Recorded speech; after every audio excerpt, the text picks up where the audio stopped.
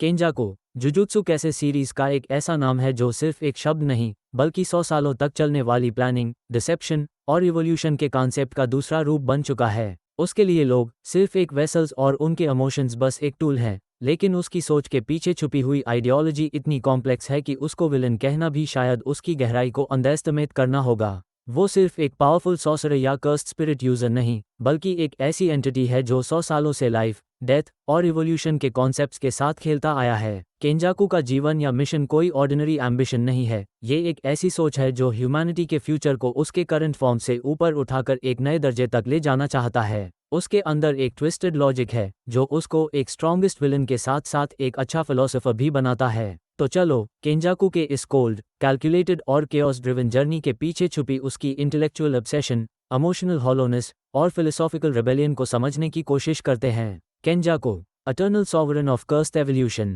केंजाकू का character jujutsu कैसे की दुनिया में एक ऐसे डार्क विजनरी के रूप में उभरता है जो मैडनेस, मैनिपुलेशन और एंशिएंट पर्पस का जीता जागता रूप है। जहां जुजुत्सु कैसे की दुनिया कर्सेस, ट्रॉमा और सर्वाइवल की कांस्टेंट फाइट से भरी हुई है, वहीं केंजाकू एक ऐसे बीइंग के रूप में सामने आता है जो हर लिमिटेशन को तोड़ने, हर बाउंड्री को क्रॉस करने और खुद के बनाए हाई न्यू वर्ल्ड ऑर्डर के लिए सब कुछ कुर्बान करने को तैयार है। पहली नज़र में केंजाकू एक कोल्ड, कैलकुलेटिव और हार्टलेस विलन लगता है, लेकिन अंदर से वो एक डीपली फिलोसॉफिकल, टाइम वॉर्प्ड और डेंजरसली डिटर्मिन्ड मास्टरमाइंड है। केंजाकू की कहानी सेंचुरीज पुरानी है, एक अनहोली मिशन के साथ जिसमें उसने अनेक शरीरों का इस्तेमाल किया, अपनी सोच को टाइमलेस बनाया और हर जनरेशन के अंदर से सबसे डेंजरस पॉसिबिलिटीज को चुना। उसके लिए ह्यूमैनिटी की इवोल्यूशन सिर्फ एक साइंटिफिक क्यूरियोसिटी नहीं बल्कि एक डिवाइन एक्सपेरिमेंट है। केंजाकू का हर एक्शन केओस से भरा हुआ है, लेकिन उसी केओस के अंदर एक टेरिफाइंग ऑर्डर भी छुपा होता है। उसकी टेक्निक्स, जिसमें ब्रेन ट्रांसप्लांट्स, मैनिपुलेशन और कज मैनिपुलेशन शामिल है,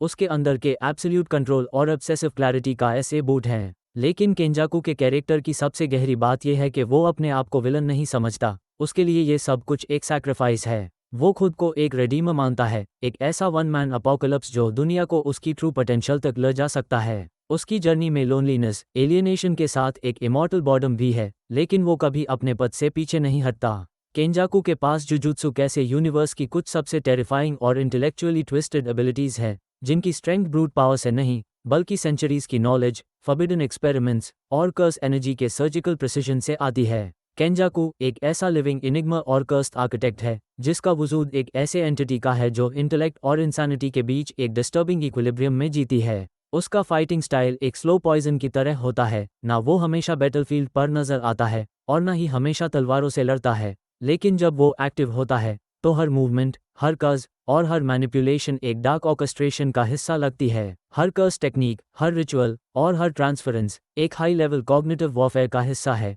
जहां सामने वाला लड़ते लड़ते समझता है कि वो कब का हार चुका है। वो हर बैटल से ये प्रूव करता है कि उसकी विजन सिर्फ एक कज यूजर की नहीं बल्कि एक गॉडलाइक मैनिपुलेटर की है, जो इमोशंस और एम्पैथी के बिना सिर्फ लॉजिक, पेशेंस और टेरिफाइंग फोरसाइट के साथ चलता है। First, body possession. Transcendent possession Kenjaku का अल्टीमेट स्टेट एक एंशिएंट कॉन्शियसनेस का स्टॉर्म है। ये सिर्फ एक जत्सु का डेमोन्स्ट्रेशन नहीं बल्कि टाइम, आइडेंटिटी और ईगो के अगेंस्ट एक रिबेलियन का डिक्लेरेशन है। जब केंजाकू अपनी बॉडी पोजेशन टेक्निक के अवॉल्व फॉर्म में जाता है तो वो एक ऐसे कर्स्ड एंटिटी में ट्रांसफॉर्म हो जाता है जो सिर्फ एक ब्रेन नहीं बल्कि एक मूविंग आइडियोलॉजी बन चुका होता है। इस स्टेट में केंजाकू का हर होस्ट एक सेक्रेड वेसल बन जाता है, जिसमें न सिर्फ फ्लैश का कंट्रोल होता है बल्कि इंसान की कर्स्ड हिस्ट्री, टेक्निक्स और अनरिजॉल्व्ड मेमोरीज भी अब्सॉर्ब हो जाती हैं।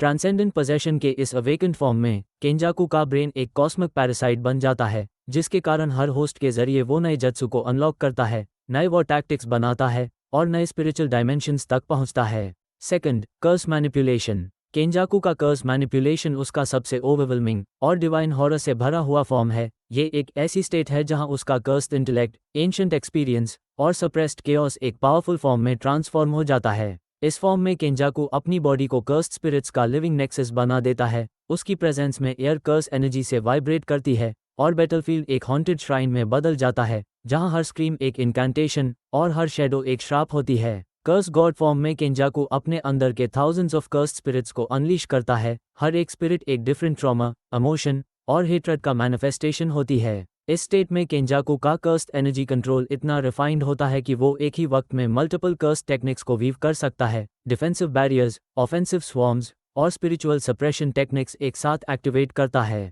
थर्ड, कर्स स्पाइरल। केंजाकू का कर्स स्पाइरल असेंशन उसकी कर्स टेक्निक का डिवाइन क्रशेंडो है। जब केंजाकू अपनी मैक्सिमम उजुमाकी टेक्निक को एक्टिवेट करता है तो वो सिर्फ कर्सेस का एक्सप्लोजन नहीं, एक सेंचुरीज ओल्ड कर्स्ड प्रेयर का फाइनल वर्स है। जब वो इस फॉर्म में जाता है तो वो उन सभी कर्सेस को एक सिंगुलर स्पाइरल में कंडेंस करता है, तब एक स्पिरिचुअल वॉर्टेक्स जो ना सिर्फ बॉडी बल्कि आइडेंटिटी को भी कंज्यूम करने के लिए बनाया गया। इस मोमेंट में केंजाकू एक कर्स बॉर्न प्रोडिजी नहीं, एक कर्स फॉर्ज्ड गॉड बन जाता है जो हर अब्जॉर्ब्ड एंटिटी की पीक फॉर्म को चैनल करता है। अभी तक हम लोगों केंजाकू के फिलॉसफी, उसकी मैनिपुलेशन का डिवाइन स्केल और उसके कर्स बॉर्न एवोल्यूशन का एक सिंबॉलिक और साइकोलॉजिकल ब्रेकडाउन किया है। इससे एक बात बिल्कुल क्लियर होती है कि केंजाकू जुजुत्सु कैसे यूनिवर्स का एक ऐसा मास्टरमाइंड है जो केओस, लेगेसी और रिइनकार्नेटेड एम्बिशन का एक लिविंग पैराडॉक्स है। उसके पास बॉडी हॉपिंग का forbidden technique, cursed spirit manipulation का कॉस्मिक टेरर और ब्रेन बिहाइंड द वर्क का ऑमनिपोटेंट ब्लूप्रिंट है जो उसको एक ऐसे एंटिटी में बदल देता है जो हर जनरेशन के सॉर्सरर्स के अगेंस्ट खुद को एक प्रोफेसी की तरह प्रोजेक्ट करता है। केंजाकू की सबसे बड़ी स्ट्रेंथ उसका बियॉन्ड ह्यूमन विजन और दुनिया को रीशेप करने का कोल्ड ब्लडेड रिजॉल्व है। जहां दूसरे विलन्स पावर के लिए लड़ते हैं, केंजाकू पर्पस के लिए डिस्ट्रक्शन लाता है।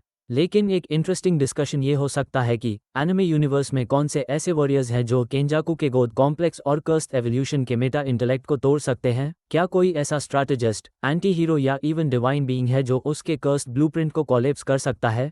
कमेंट करके ज़रूर बताना तुम्हारे हिसाब से एनिमे के कौन से कैरेक्टर्स केंजाकू के इमॉर्टल एम्बिशन और साइकोलॉजिकल वॉरफेयर का फेस टू फेस कॉन्फ्रंटेशन, और क्या उनमें से कोई उसके न्यू वर्ल्ड ऑर्डर का क्लॉक तोड़ सकता है? मैं मिलता हूं तुमसे अगले वीडियो में एक नए कर्स्ड मास्टरमाइंड के डिवाइन एम्बिशन और एक्सप्लोसिव कैरेक्टर के इंटेंस एनालिसिस के साथ। तब तक के लिए take care and stay tuned.